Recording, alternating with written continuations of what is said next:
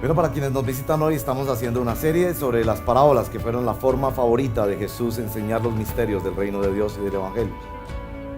Lo llamamos parábolas que cambian vidas, porque entendemos que en las parábolas nuestro corazón es revelado, los códigos misteriosos de nuestra alma son expuestos a la gracia de Dios. Está en el capítulo 20 del libro de Mateo, pero es necesario leer el contexto, los textos que rodean esta historia y particularmente que motivaron a Jesús a contar esta extraordinaria historia. Así que vamos a leer un poco dentro de el contexto, así que comenzaremos en el capítulo 19, el verso número 13. Es bueno que tenga una Biblia en sus manos o en su equipo móvil. Si no la tiene, entonces puede leer en las pantallas. Mateo capítulo 19, verso 13. Leo para el beneficio de todos en el nombre del Padre, del Hijo y del Espíritu Santo. Llevaron unos niños a Jesús. Para que les impusiera las manos y orara por ellos. Pero los discípulos reprendían a quienes los llevaban. Jesús les dijo: dejen que los niños vengan a mí y no se lo impidan, porque el reino de los cielos es de quienes son como ellos. Después de poner las manos sobre ellos, se fue de allí. Sucedió que un hombre se acercó a Jesús y le preguntó: Maestro, ¿qué de bueno tengo que hacer para obtener la vida eterna? ¿Por qué me preguntas sobre lo que es bueno?, respondió Jesús. Solamente hay uno que es bueno. Y si quieres entrar en la vida, pues obedece los mandamientos. ¿Cuáles?, preguntó el hombre. Contestó Jesús: no mates, no cometas adulterio, no robes, no presentes falso testimonio, honra a tu padre y a tu madre y ama a tu prójimo como a ti mismo. Todos esos los he cumplido, dijo el joven, desde mi juventud, agrega la Reina Valera. ¿Y qué más me falta? Si quieres ser perfecto, anda, vende lo que tienes y dáselo a los pobres y tendrás tesoro en el cielo. Luego ven y sígueme. Cuando el joven oyó esto, se fue triste porque tenía muchas riquezas. Les aseguro, comentó Jesús a sus discípulos, que es difícil para un rico entrar en el reino de los cielos. De hecho, le resulta más fácil a un camello pasar por el ojo de una aguja que a un rico entrar en el reino de Dios. Al oír esto, los discípulos quedaron desconcertados y decían: en ese caso, ¿quién podrá salvarse? Para los hombres es imposible, aclaró Jesús mirándolos fijamente, pero para Dios todo es posible. Mira, nosotros lo hemos dejado todo para seguirte, le reclamó Pedro. ¿Y qué ganamos con eso? Les aseguro, respondió Jesús, que en la renovación de todas las cosas, cuando el Hijo del Hombre se siente en su trono glorioso, ustedes que me han seguido se sentarán también en 12 tronos para gobernar a las 12 tribus de Israel. Y todo el que por mi causa haya dejado casas, hermanos, hermanas, padre, madre, hijos o terrenos, recibirá 100 veces más y heredará la vida eterna. Pero muchos de los primeros serán últimos y muchos de los últimos serán primeros. Asimismo es el reino de los cielos. Se parece a un propietario que salió de madrugada a contratar obreros para su viñedo. Acordó darles la paga de un día de trabajo y los envió a su viñedo. Cerca de las 9 de la mañana salió y vio a otros que estaban desocupados en la plaza. Les dijo: vayan también ustedes a trabajar en mi viñedo y les pagaré lo que sea justo. Así que fueron. Salió de nuevo a eso del mediodía y a la media tarde e hizo lo mismo.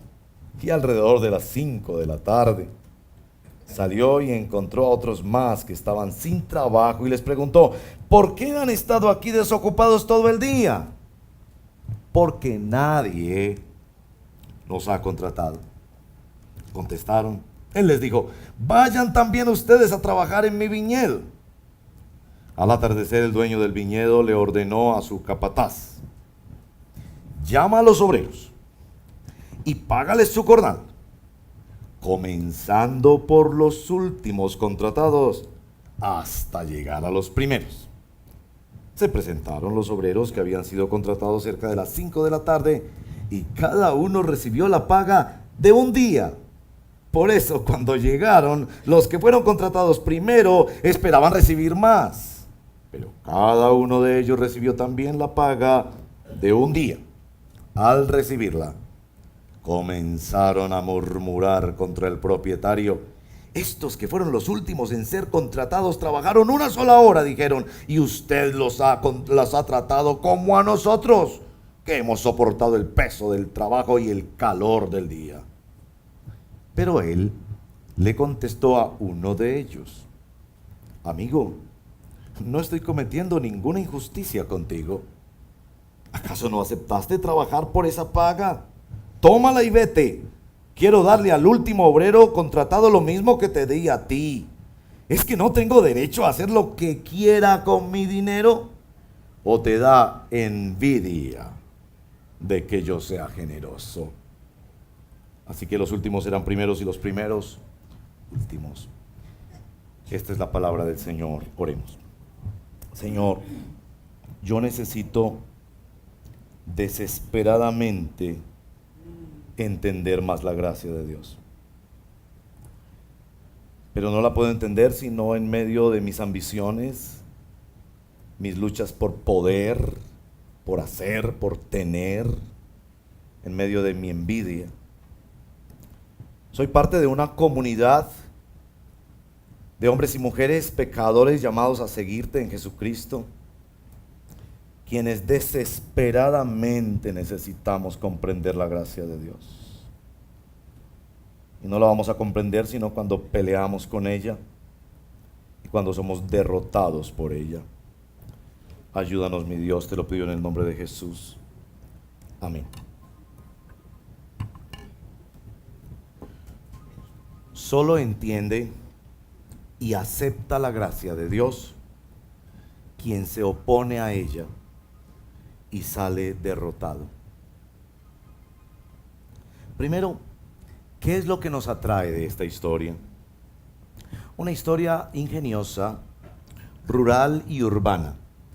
Como en Medellín, si ustedes han pasado por el Rompoy, decimos, la glorieta, cerca a la terminal de transportes del norte. Allí se paran todas estas personas con sus palas, sus picos a ser contratados. Los más fuertes son contratados a primera hora, jóvenes, llenos de vigor y con mejores herramientas. Si pasas a las 12 todavía ves personas y al fin del día algunos que nadie les contrató. La historia es muy atractiva también porque es hecha para que caigamos en la trampa.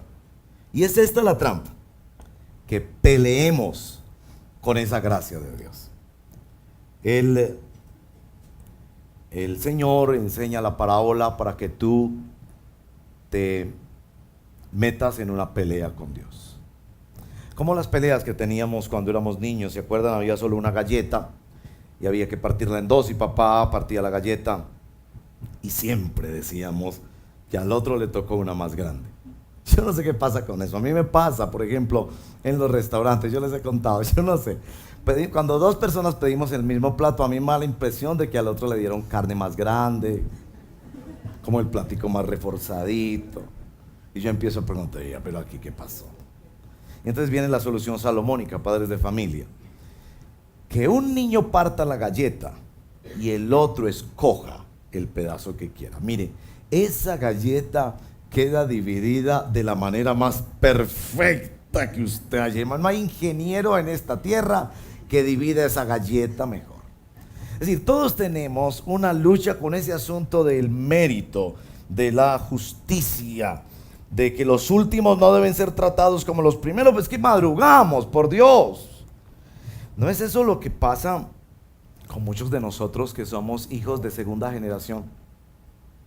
Es que desde niños sabemos la Biblia, que esperamos hasta el matrimonio, que nunca jugamos con las drogas ni con el delito. ¿No es eso en el fondo nuestra lucha? ¿Por qué tratan a otros como?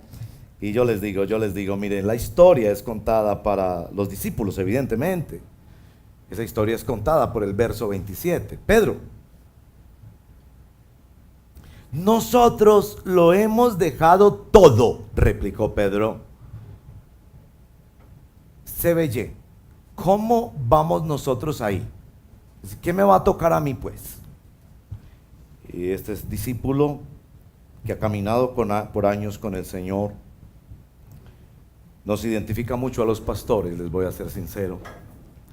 Los pastores vivimos enfermos, nuestra alma es oscura por la envidia.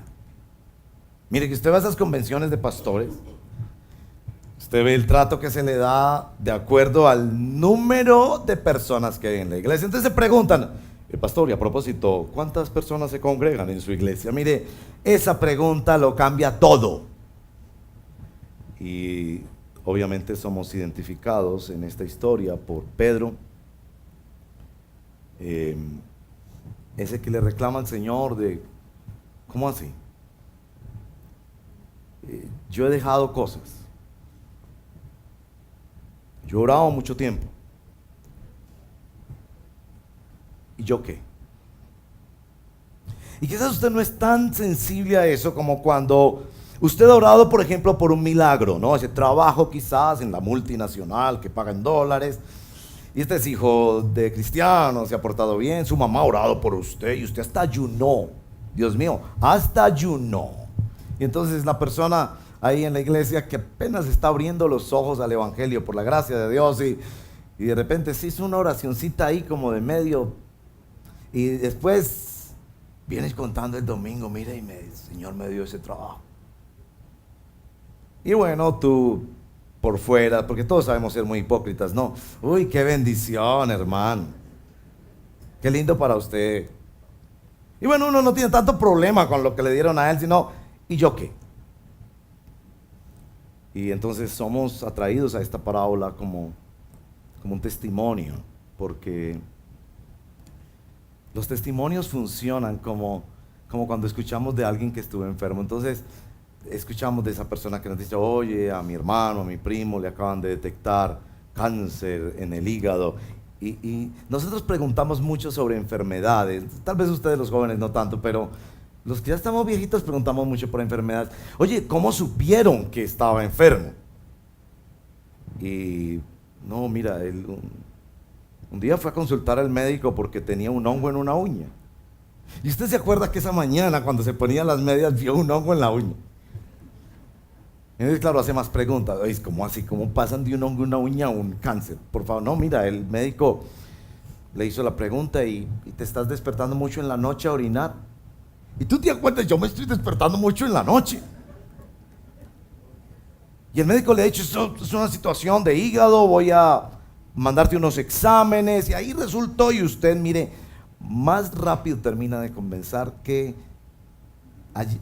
ya ha pedido por el celular la cita a su EPS. Es decir, uno como que ve los problemas de los otros y de repente uno piensa: ¿será que eso es lo que me pasa a mí? Bueno, eso es lo que pasa aquí con Pedro.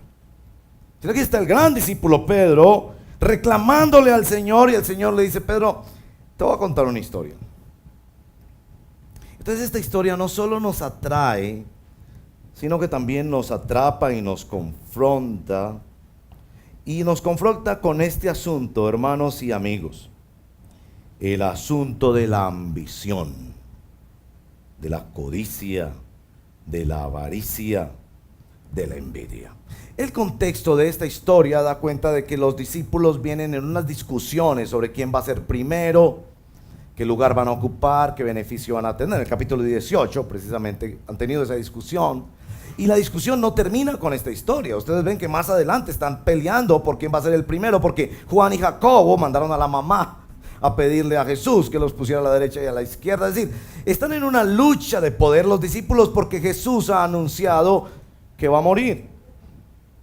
Y han pasado ya años con Jesús y bueno, entonces ¿cómo vamos a quedar nosotros? Ellos tenían sus ambiciones que los acompañaron, capítulo 1 del libro de Hechos. ¿Y cuándo manifestarás el reino? Ellos tienen sus ambiciones, y reconozcámoslo del fondo de nuestro corazón.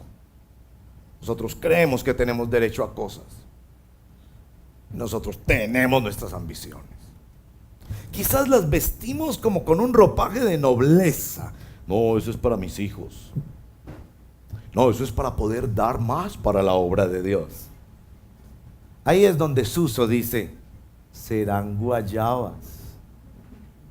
Es decir, eso tiene algo ahí. Sí, es cierto, yo quiero el bien de mis nietos, de mis hijos y todo lo demás, pero en el fondo hay profundas ambiciones. Las ambiciones comienzan en la comparación.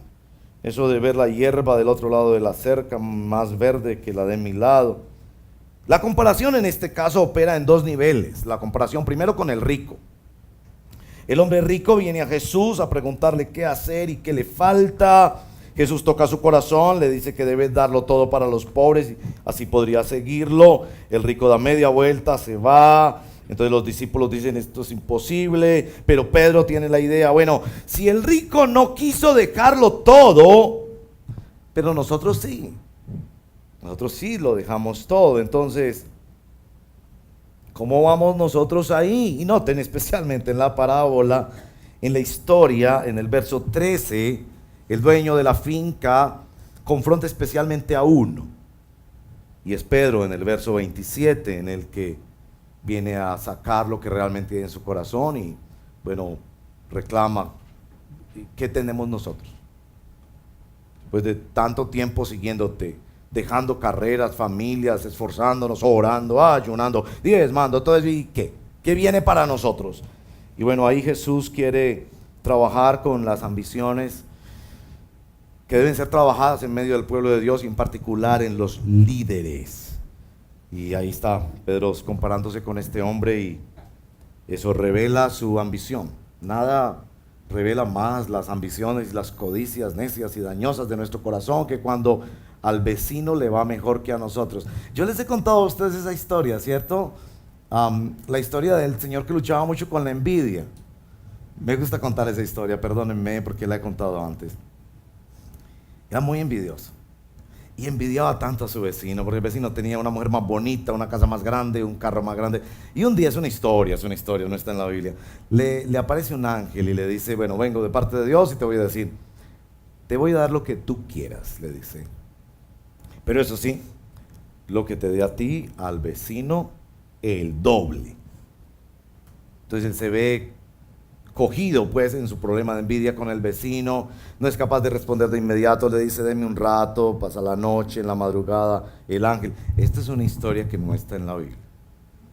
El ángel aparece de nuevo y le dice, bueno, ya tienes que decirme qué es. Y el hombre, después de haberlo pensado, un hombre muy envidioso, le dice al ángel, ya tomé la decisión, sácame un ojo.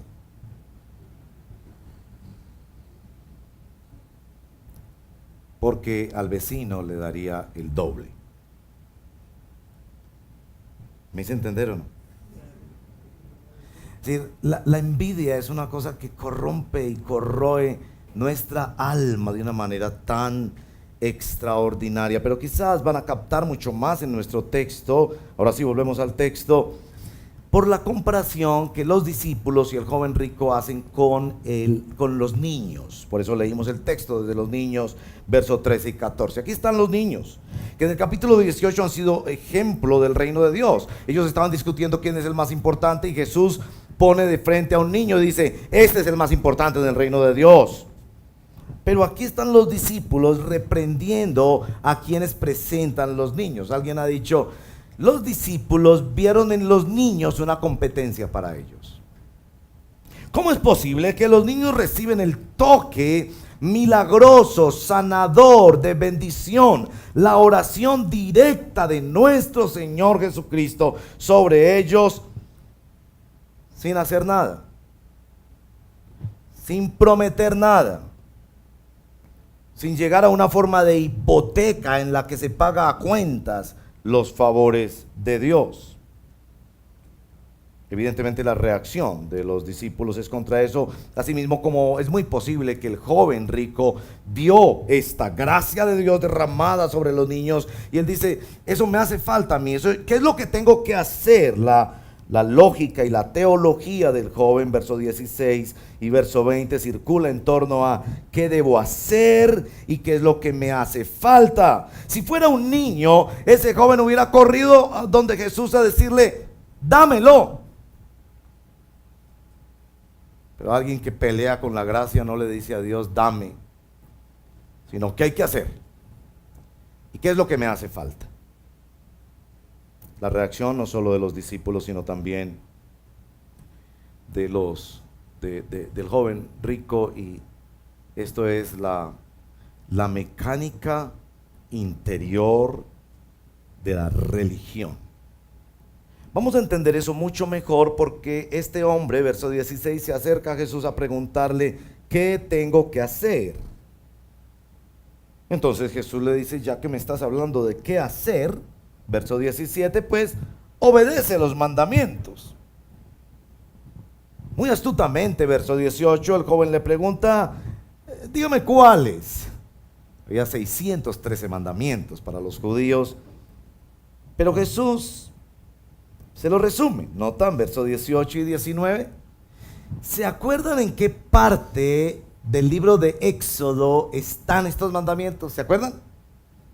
Éxodo 20, los 10 mandamientos. Ahora, en este texto se ve la gloria del ministerio profético de Jesús, el ministerio de enseñanza de la palabra de Dios de Jesús. Jesús decide no hablarle de lo que se llama en la historia de la teología la primera tabla de la ley, es decir, los mandamientos con respecto a Dios. No tengas un Dios aparte de Jehová de los ejércitos, no lo adores como tú quieres, sino como Él dice que debe ser adorado. No tomes un nombre a la ligera y aparta tiempo para Él. Son los primeros 4 mandamientos, decimos la primera tabla de la ley.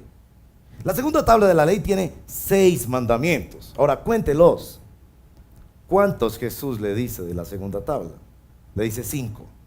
Y se lo resume en amar al prójimo como a sí mismo. Así se resume la segunda tabla de la ley. Ahora, tarea para ustedes que son estudiosos de la Escritura, si quieren vayan a Éxodo 20, si quieren mirarlo.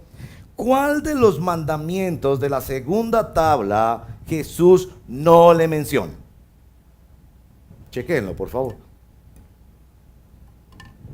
La segunda tabla tiene 6 mandamientos, que son los mandamientos horizontales con respecto al prójimo.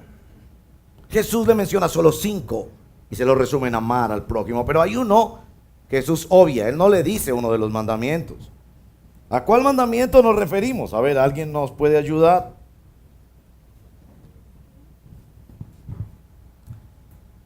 Correcto, al 10º. Jesús no le menciona el 10º mandamiento, no codiciarás. El Señor, en su omnisciencia, sabía hacia dónde iba la conversación, porque a renglón seguido Jesús le va a pedir una práctica del 10º mandamiento. El 10º mandamiento no solo prohíbe cosas, sino que también administra la vida con respecto a las cosas. Y aquí está el Señor, que es soberano, el dueño de todo, el que le había dado todo a este hombre. ¿Tú estás pensando que puede ser perfecto? Bueno, aquí tienes la prueba. Anda, vende todo lo que tienes, verso 21, dáselo a los pobres y tendrás tesoro en el cielo. Y luego, ven y sígueme. Porque el mandamiento de codiciar, de desear, es un mandamiento para el corazón, no desear lo del prójimo. No solo tiene que ver con lo que no tengo, sino también con lo que ya tengo. ¿Eso que ya tengo le pertenece a Dios o a quién le pertenece? ¿De dónde vino? ¿Te lo ganaste por tus méritos o qué? El joven rico entiende muy bien, verso 22, a qué se refiere el Señor Jesucristo. Se refiere nada más y nada menos al problema del corazón humano, que algunos creen está esbozado muy claramente en el 10º mandamiento. No codiciarás, que es la fuente de todas las violencias. Las guerras se han hecho por tierra, por poder, por control, por no respetar lo del otro y por querer tener más y más. Aquí tenemos la ley mostrando el imposible del corazón humano. San Pablo, Romanos capítulo 7, versos 7 y 8 dice que él no entendería la maldad de su pecado a menos que la ley le dijera, no codiciarás. Los centros comerciales son hechos para la codicia. Y una pregunta de discipulado muy importante es, ¿realmente lo necesitas? Porque vamos a los centros comerciales a antojarnos. Las vitrinas. Todo eso es diseñado para la codicia. De hecho, los comerciales te van a decir, no puedes vivir sin esto. Tú lo necesitas. Y la frase más profunda para un corazón pecador: te lo mereces. Aquí está Jesús mostrando desde la ley el problema del corazón. Por eso los discípulos, verso 25, dicen: entonces, ¿quién puede salvarse? Ahora noten que Pedro, verso 27, expresa lo que todos los demás estaban pensando. Y yo sé, como les decía la semana pasada en la otra parábola, le damos mucho rejo a Pedro por las cosas que él dice, pero la verdad, en la mayoría de los casos, Pedro sencillamente está diciendo lo que todos los demás están pensando.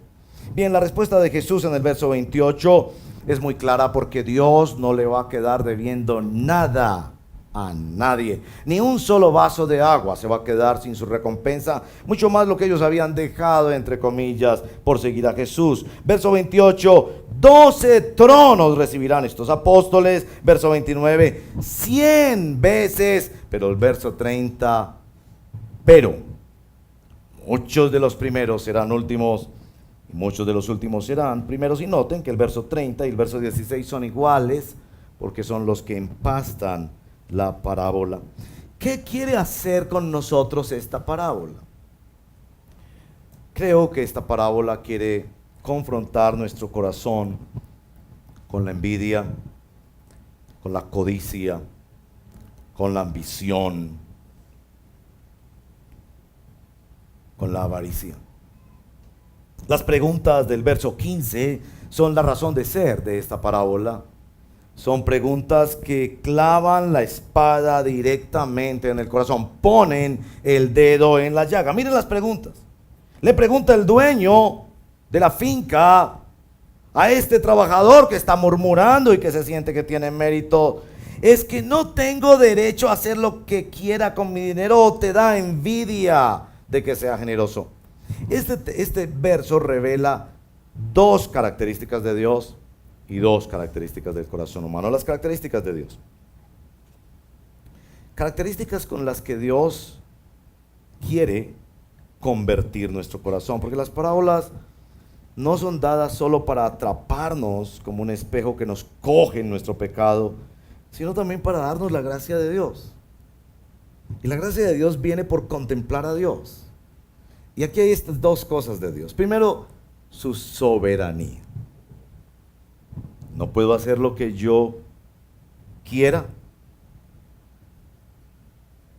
Es que en la envidia, yo estoy diciendo que Dios se equivocó. Dios se equivocó en cómo repartió las cosas. Y más que eso, yo estoy diciendo, yo sé más que Dios. Yo puedo repartir las cosas mejor que Dios. Si me dejaran siquiera un día ser Dios, yo repartiría los cuerpos, las posesiones, los talentos, las famas, todo lo repartiría mejor que Dios. La envidia revela mucho nuestro corazón de cara a la inmensa soberanía de Dios, que nos dice: Dios hace las cosas como Él quiera, cuando Él quiera y con quien Él quiera. ¿No era eso lo que derrotó el corazón de Nabucodonosor cuando hicimos la serie de Daniel? Hasta que entiendas que hay uno que gobierna en el cielo y que le da el poder a quien Él quiere. Pero nosotros no, nosotros pensamos que debe haber algún mérito, que debe haber alguna razón para eso. La segunda característica del Señor, en este verso 15, que hace las preguntas profundas, cuando dice: te da envidia que yo sea generoso, es la bondad de Dios. La bondad de Dios. Que Dios mira la necesidad, no el mérito. Esto es extraordinario en esta parábola. Que la gracia de Dios no está concentrada en el mérito, sino en la necesidad. La Reina Valera, que traduce mejor el verso primero del capítulo 20, deja claro que ese propietario, es una palabra en griego muy amplia, muy compleja, era el propietario de una hacienda, como una especie de patriarca, en cuya hacienda vivían trabajadores y contrataba para su hacienda. Por eso la Reina Valera lo traduce padre de familia. Él era un padre de familia que sale a las 5 de la tarde y ve a ese pobre tipo con fisonomía del Chapulín Colorado, flaco, desgarbado, que nadie ha podido contratar. De hecho, ellos mismos dicen cuando les preguntan: ¿ustedes qué hacen aquí? ¿Por qué no están trabajando? Dice: nadie nos ha podido contratar. Nadie me ha querido casar, nadie me ha querido admirar, nadie me ha querido valorar, ¿no? Yo soy un don nadie. Este es quien ve en esos hombres, padres de familia, que van a llegar a casa al final del día sin con qué comer para el siguiente día. Él no está pensando en el mérito, ni en los músculos, ni en las herramientas, ni en el trabajo, sino en la necesidad de esa persona. Y hermanos y hermanas, nosotros no aceptamos eso. Nosotros no aceptamos que un guerrillero que mató durante décadas pueda ser abrazado por la gracia de Dios y hoy sea un senador de la República. Nosotros eso no lo aceptamos. Ni si esperara 10 años, ni si esperara 1000 años, porque nuestra alma está amarrada a ese asunto del mérito. Nosotros pensamos que la gente tiene lo que se merece y si no, es injusto. ¿Injusto quién? Dios.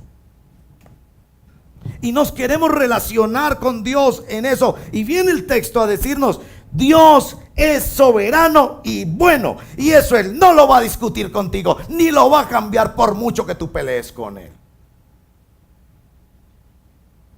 Y claro, el joven rico entiende eso de Jesús.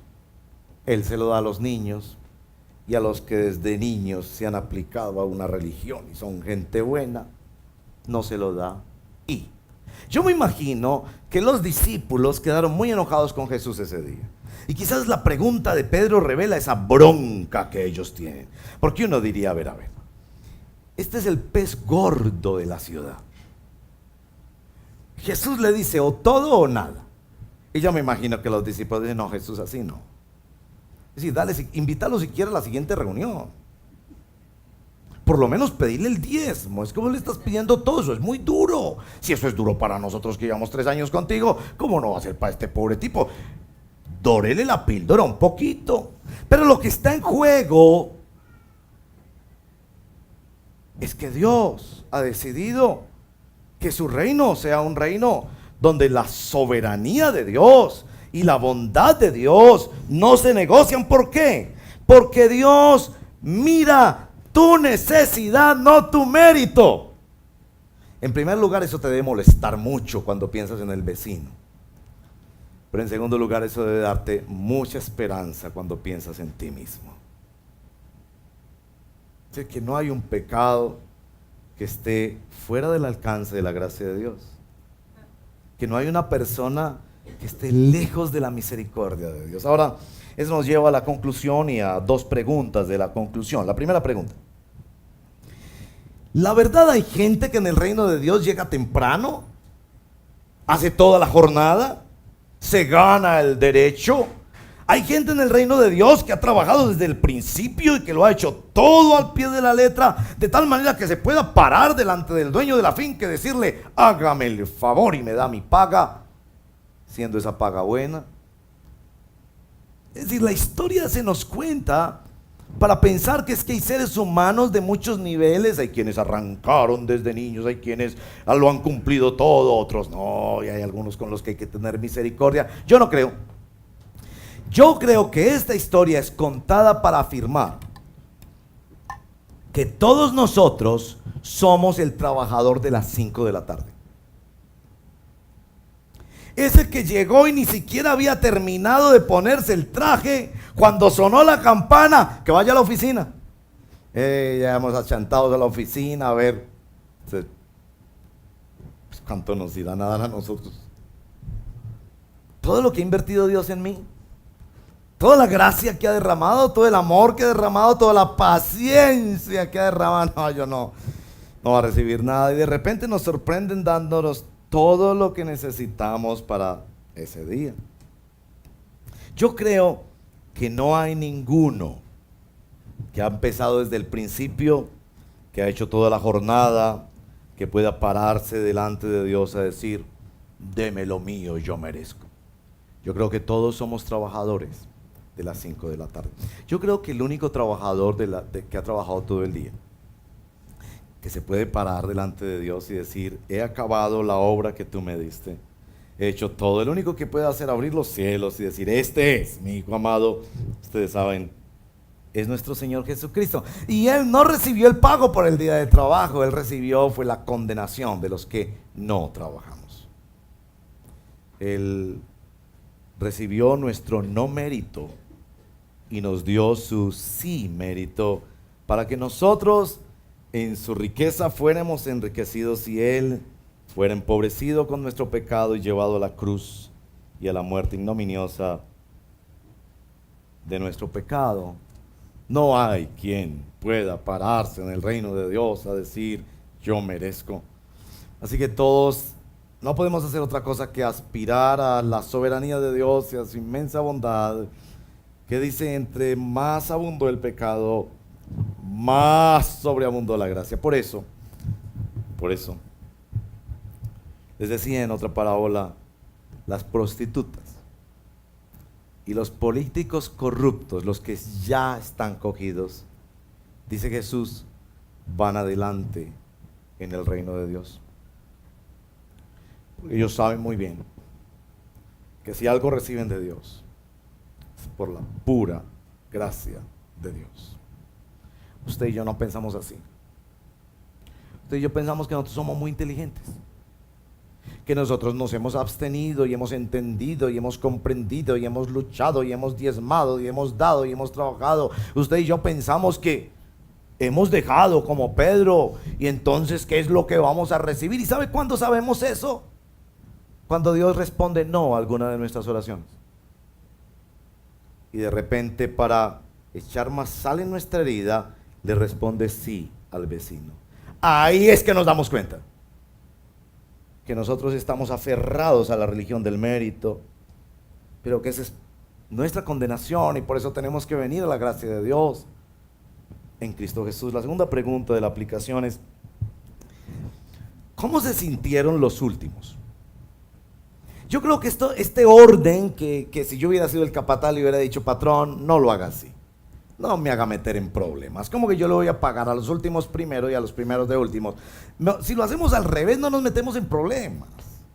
Imagínense, llegan los primeros, reciben lo suyo y dejamos a los últimos hasta el final, también reciben pues esa gracia y no hay problema. La parábola es hecha para que peleemos. El patrón le dice, no, primero le va a pagar a los últimos, porque yo quiero que todos vean cómo es mi corazón en esta finca llamada planeta Tierra. Pero yo creo que no solo se sintieron mal los que llegaron primero, esos que madrugaron y que soportaron el calor del día. Yo creo que también se sintieron mal los últimos. Lo pongo así. Imaginen el hijo pródigo, que ha llegado a casa oliendo a cerdo y que papá le ha puesto la túnica, el anillo, las sandalias, le ha hecho una fiesta. Y ahí está sentado el tipo que no sale de su conmoción comiéndose este banquete. Y llega el hermano en la puerta y él ve que el hermano en la puerta está peleando con papá. ¿Cómo es posible, papá? Yo que le he servido a usted, este sinvergüenza que avergonzó a la familia, que nos menospreció, que se gastó la mitad de la fortuna y usted lo recibe de esta manera. No, papá, así no es, así no es.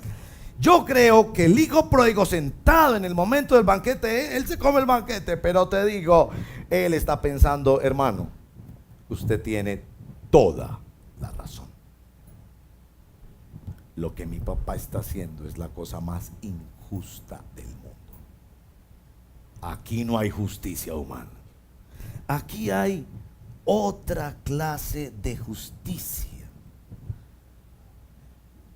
Y este es el llamado. Tú estás pensando que tú tienes que arreglar tu vida para venir donde Dios. Mire, créanme, yo hablo con muchos de ustedes durante la semana, se los digo de todo corazón.